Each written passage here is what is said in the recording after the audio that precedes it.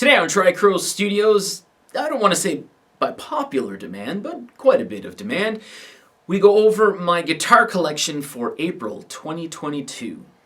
I hate these videos.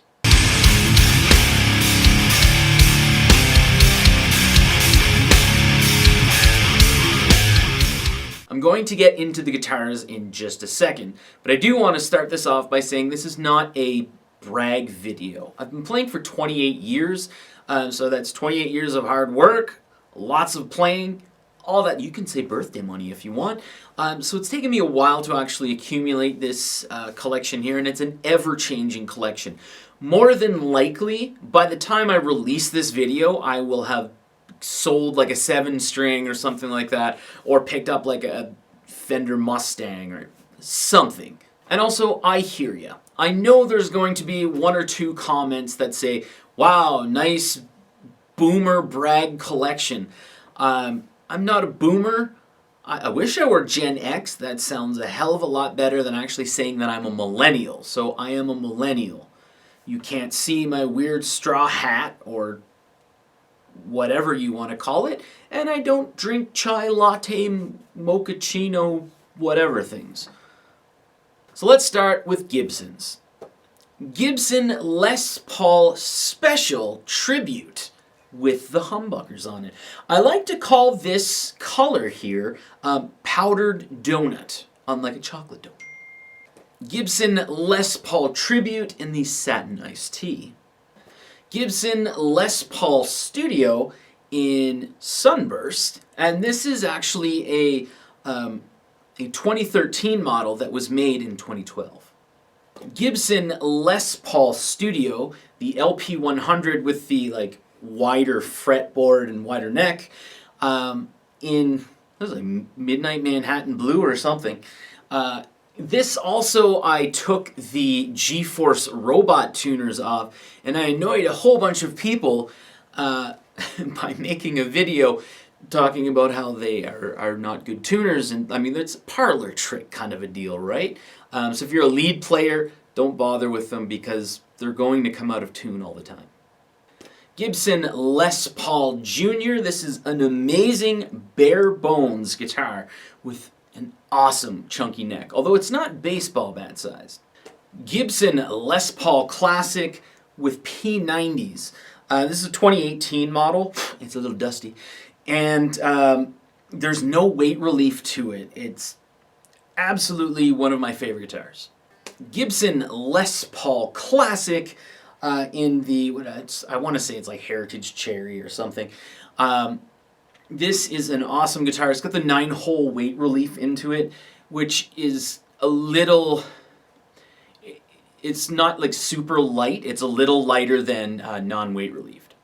Gibson Les Paul Traditional. This is a 120th anniversary, which has no weight relief and has the baseball bat chunk neck. I actually swapped out the tuners for locking Kluson Revolution tuners. I find these are the best locking tuners, but I don't know, it seems a little off from the rest of my guitars. So I'm not sure if I really regret installing them on this guitar at least, but I love this one. Gibson Les Paul Deluxe. This is the 30th anniversary model. It has awesome. I don't know if you can see that or not, but it's got like a nice patina on it. It's got some weathering, you would say, and it also is missing a string, which my 6-year-old daughter did. I don't know how she did it on 2 different guitars. Gibson Les Paul Standard 60s. So this is the non-weight relieved in the Bourbon Burst. And it has, it's just slightly thicker than the slim taper neck.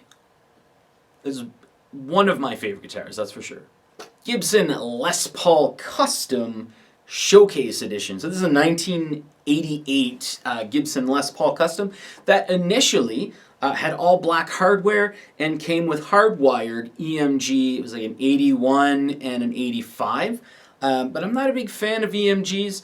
and I really wanted some Gibson pickups in here, and I wanted to swap everything over to gold. Gibson Les Paul Special Tribute DC, so the double cut. This is in, I don't know, I want to say painted blue. It's like worn blue or something like that. But I've done a couple of changes on here. So I put a Tone Pros bridge so you can actually adjust the intonation, which I'm not sure if I needed to really do. I think if it was just like the compensated wraparound, I would have been a lot happier. Changed out the knobs, who cares about that? But I put gold poles on the P90s here, and I also put Kluson Revolution locking tuners on it. This guitar really should be hunting down a few more Les Paul DCs. This is an awesome guitar. Gibson Explorer in Antique Natural. This is a 2021. The only thing that I've really done here is I put some pointers on here, and I swapped out the knobs for the gold style knobs. Gibson Firebird. This is a 2017 model. So there was the traditional and the high performance. This is not a studio model, so you can see you got the it's a neck through. But this one here is the traditional model rather than the high performance, so it doesn't have the robot tuners on it.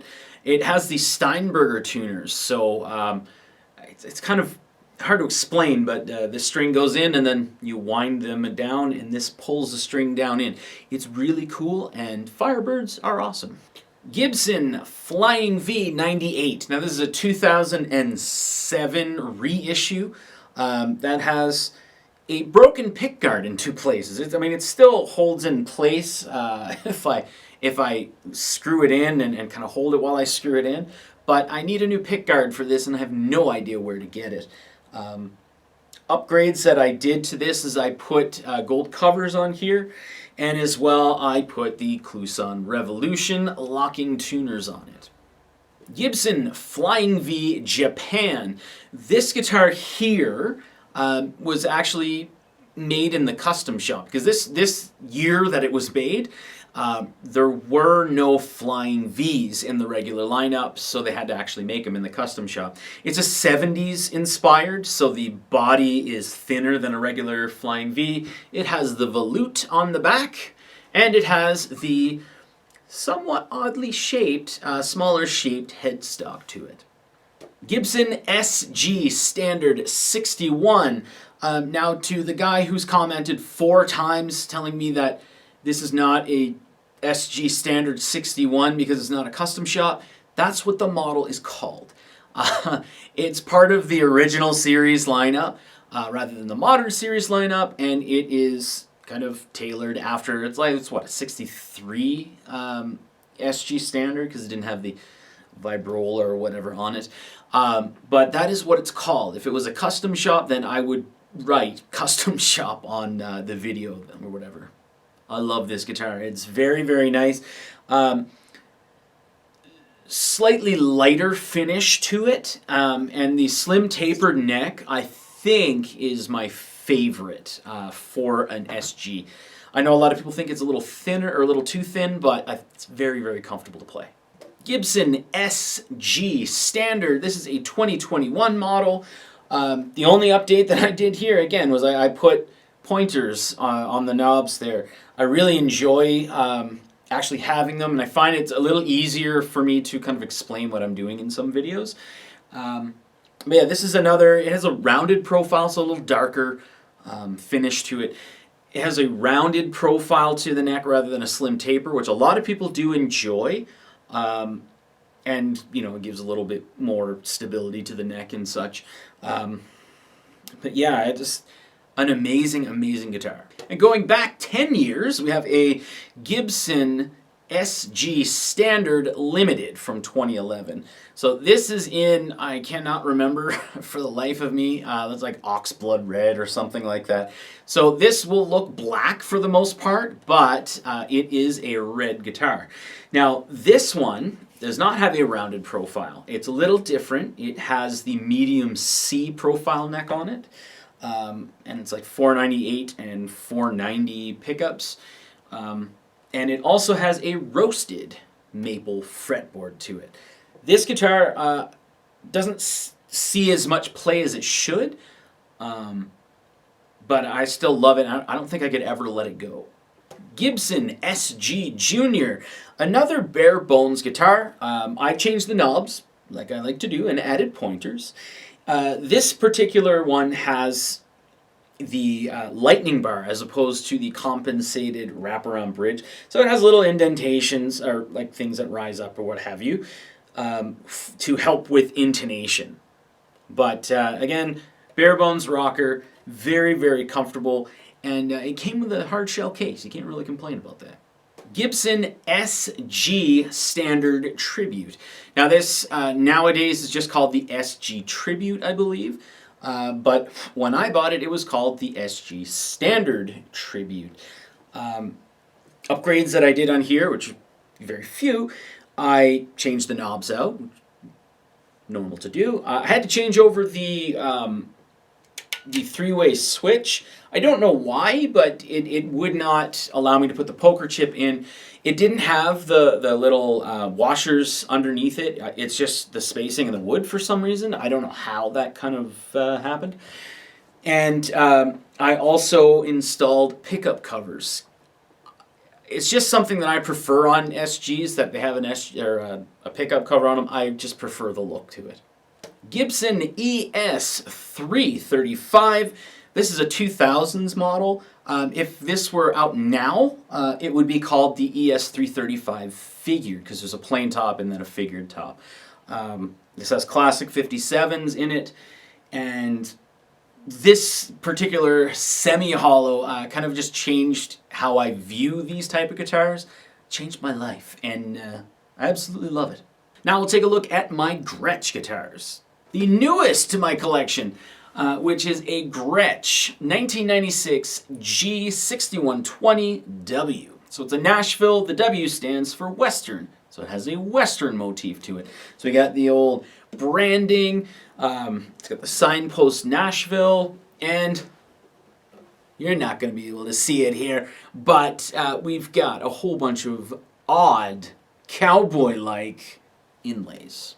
Gretsch G6120 DC, so it's the double cut, Chet Atkins Nashville.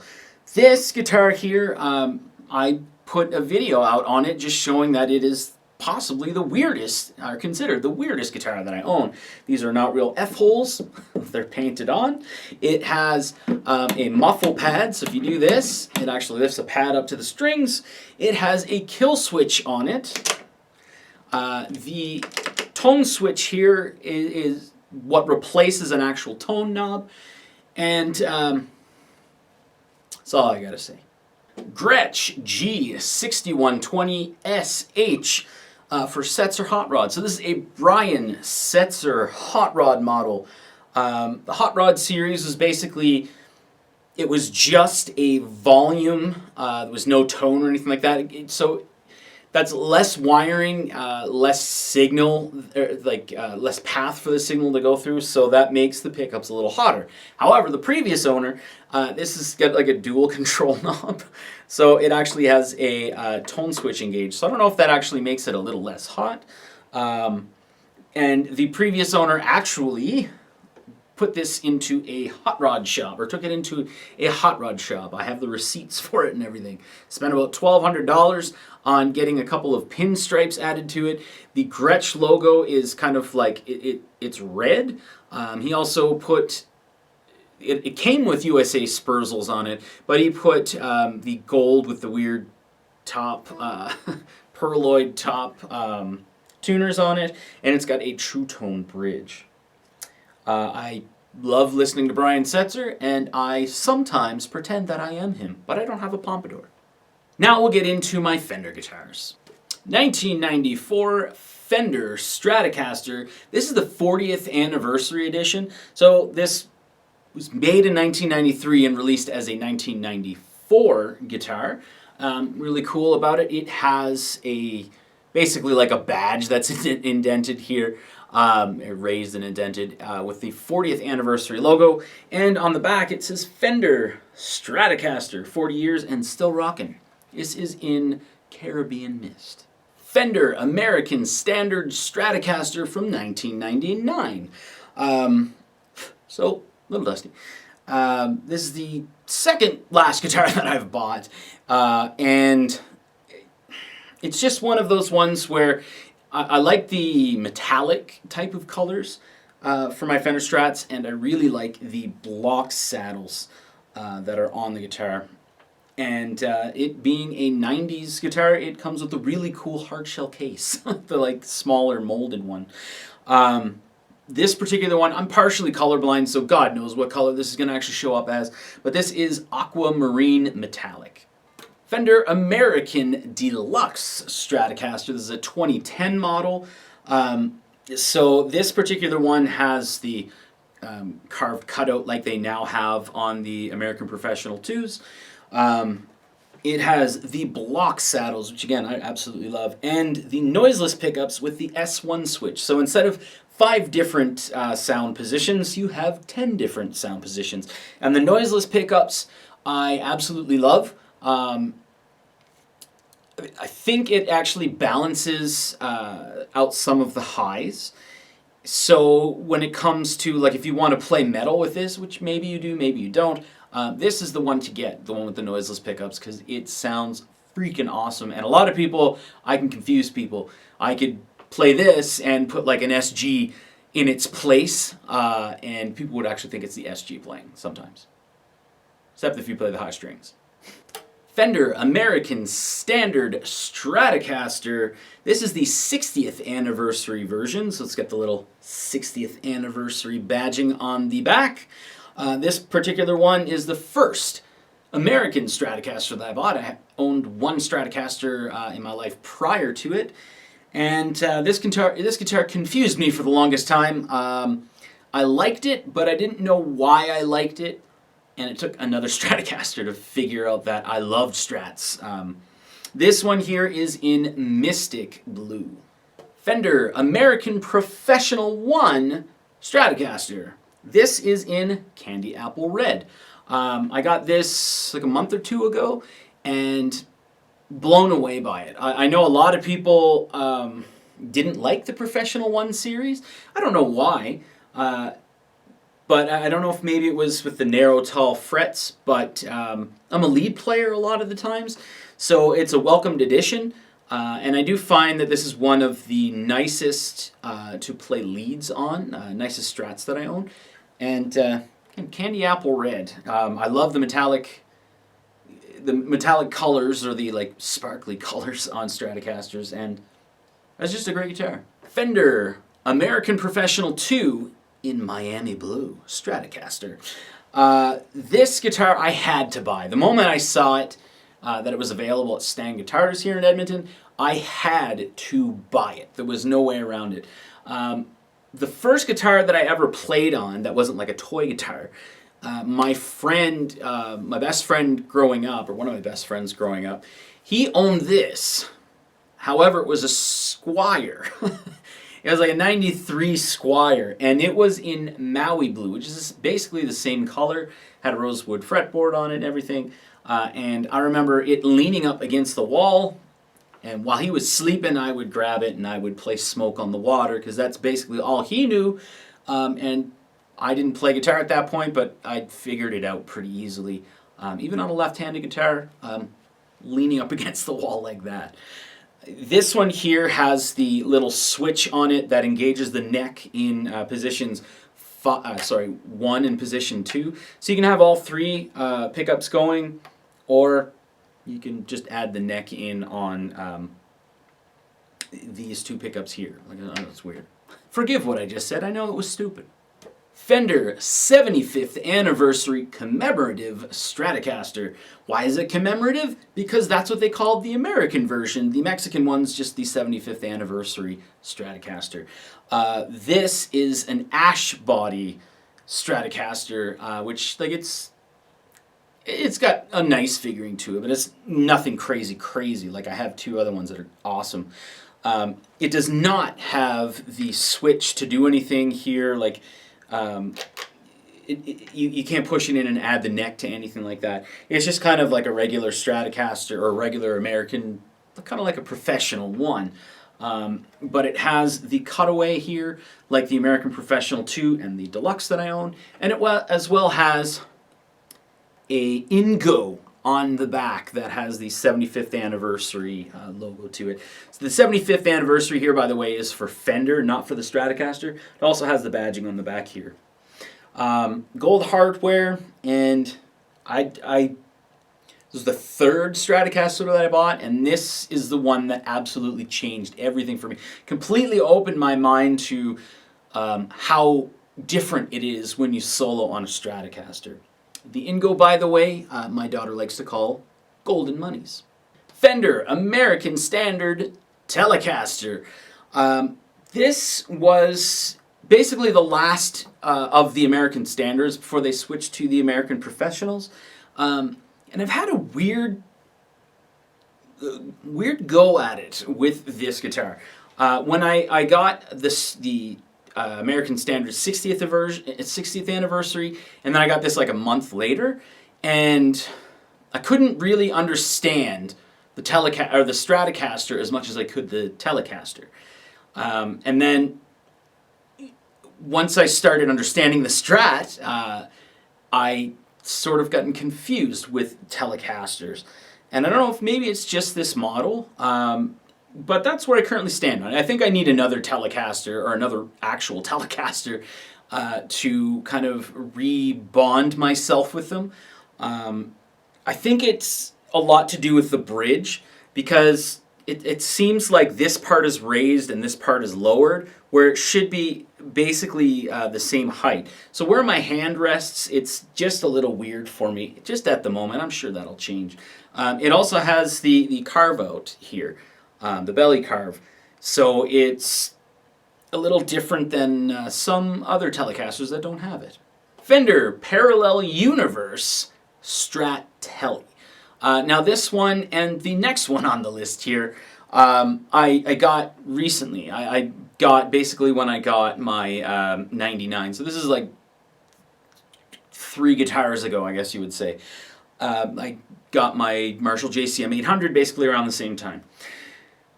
Anyway, this is a 2018 limited edition.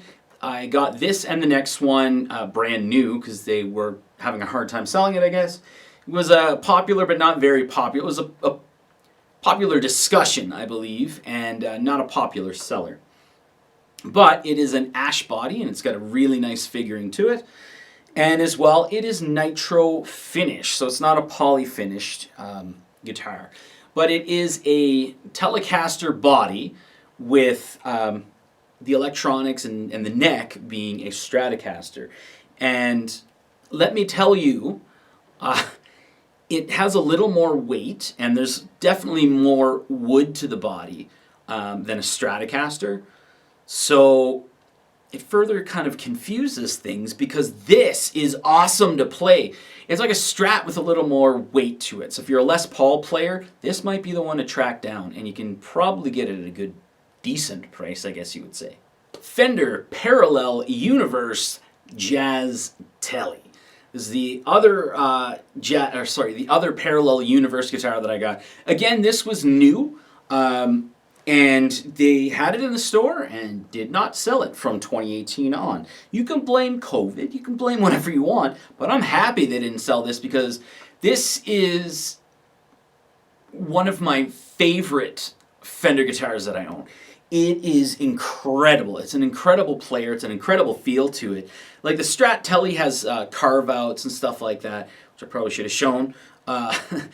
But this one here does not have the carve-outs. It's just doesn't have the belly carve or anything like that. So it gives it a little more wood to it. And I was trying to track down a Jazzmaster, and was basically told if I ordered it, the last time I really checked was August.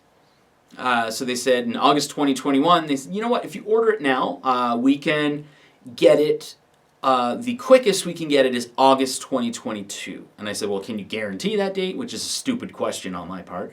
And they said, no, there's no way to guarantee it. It's more than likely going to be 12 to 16 months to get a Fender Jazzmaster, like I think it's 60s series, the original 60s series, so that also has the nitro finish on it. And basically, I finally just tracked this down.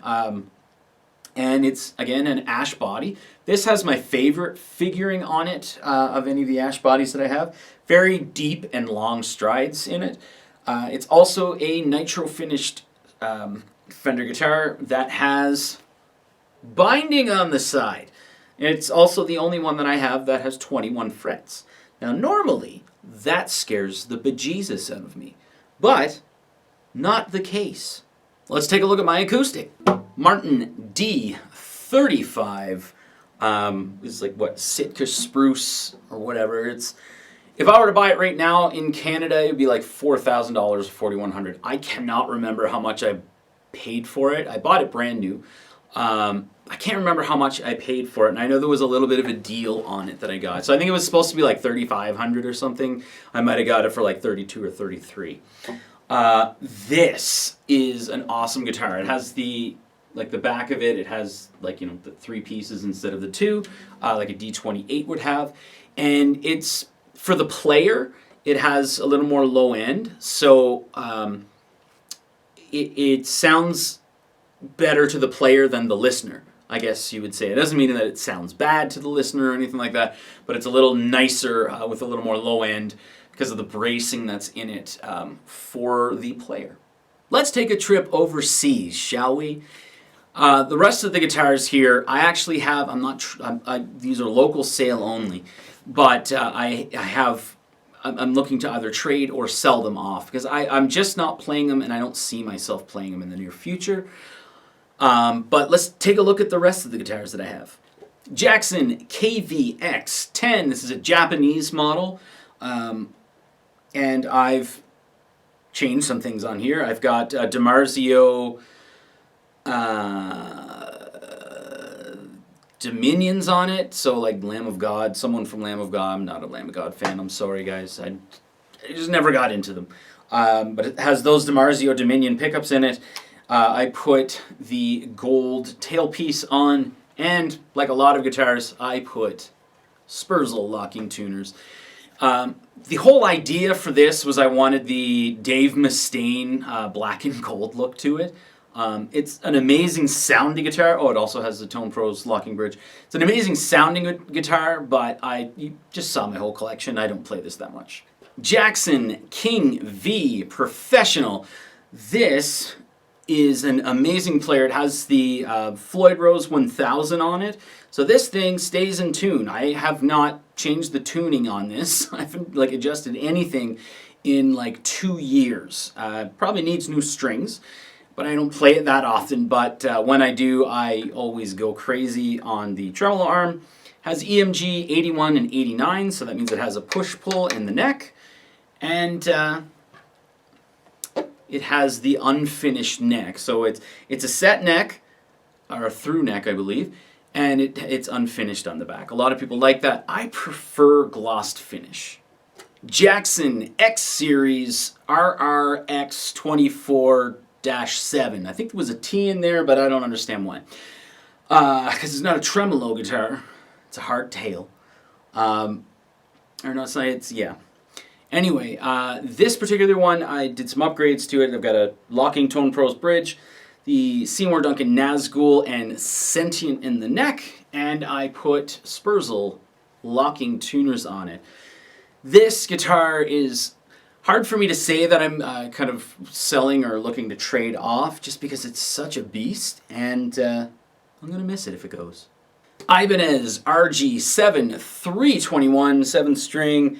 This is the first 7-string I ever bought. I put Hipshot Ibby flat plate bridge on it. I have Fishman Fluence modern pickups, so that's got the push-pull to go from active to passive. I also put the coil tap on it, which is basically one of the easiest coil taps to ever install on a pickup. And as well, I put Spurzl locking tuners on it.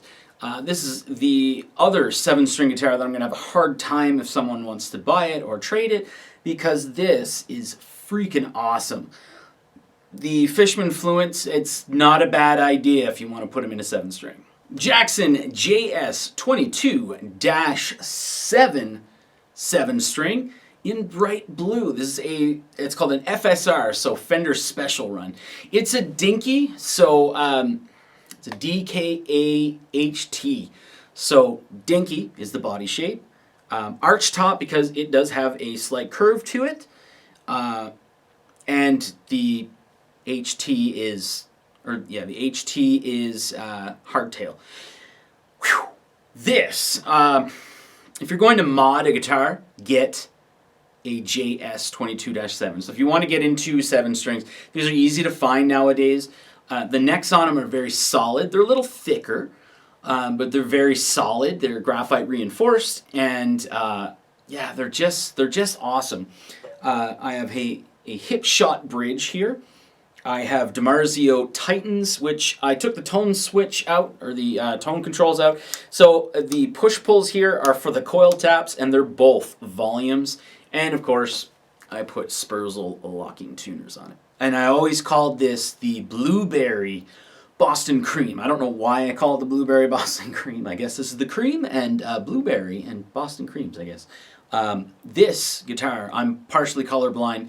I'm told always shows up as Barney Purple. And finally, my Jackson JS22-7, not the Fender Special Run, DKAHT, so dinky, arch top because it's got this slight thing on it, and HT is hardtail. So again, it has the hip shot bridge. This has the DiMarzio ionizers, so that's the Tosin Abasi signatures, and Spurzl locking tuners on it. I went to town. I want to say relicking it. I mean, you look on the back too. I wanted it to look like it was kind of well used. There's a video on it and everything. And yeah, it just kind of looks ridiculous and awesome all at the same time. So like in videos and stuff like that, or if you're playing live, this looks awesome. But then when you're up close and you're looking at it, you're like, what did he do? Again, an awesome guitar to pick up if you're looking to get a first 7-string, or just looking for an awesome 7-string to kind of mod. A great mod platform. Also, this particular guitar, someone is supposed to be here in like an hour or two. That might be him messaging me now to buy it. But last time I made a video, this type of a video, same thing happened. Someone was supposed to buy a guitar and they didn't show up. So that's kind of how in Canada it's called Kijiji works. People see like my gear and they want to come and check out the gear instead of actually buying the stuff, which I don't understand. They try to get in here and buy an amp instead of buying a guitar. People are stupid. So that's my collection. It's been like an hour for me shooting this video, so I hate doing these videos because it comes across as if I'm like bragging, which I'm definitely not. There's 2 or 3 custom shops in here, I think. So I think like if I had 40 some odd guitars, which it was 55, and then 4 guitars on top of that. If they were all custom shop or mainly custom shop, then maybe I could see that, you know, like, oh, he's bragging. But this is 28 years worth of accumulation, so hard where I work a lot, make really good money, luckily and thankfully. And it's just what I like to spend my money on. And yes, I do play all of them. There's definitely times where like one guitar will get neglected for a little bit, but then I'll pick it up and then I'll start playing it a lot more. So yeah, it's definitely not a brag video. And if Kevin is actually watching the other guy in the channel, if he's watching this video, he might be going like, hey man, where's the RG350 and where's the Hamer, what's it called, the Sunburst AT? I actually stripped them for parts because the RG350 I can't put together again. Basically, the where you screw in the tremolo, that kind of broke a little, so I'd have to get screws that go way deep. So I basically took the parts off and I sold the parts, to which I find very funny because there was a couple of guitars, because I've spent a lot of money on upgrading guitars. There was a couple of guitars people tried to lowball me on, and I basically said, no, I'll just strip the guitar for parts, and I'll sell it for more than what you're offering me. So, and the Hamer, that one there, even though it's a very nice guitar, and I got it for, it was like $150 or something like that, because it was a B stock and it's stamped used on the back, so you can't sell it as new. But that one there, a lot of the Hamers you got to watch out for, like the XT series or whatever, because they're not shielded properly. So you have to shield them again, otherwise you'll just get mad hum in it. And it's a P90 guitar, so that's just not good. Anyway, thanks very much for watching. This is probably going to be like a half-hour video, and for the like 2 people that made it through, one love.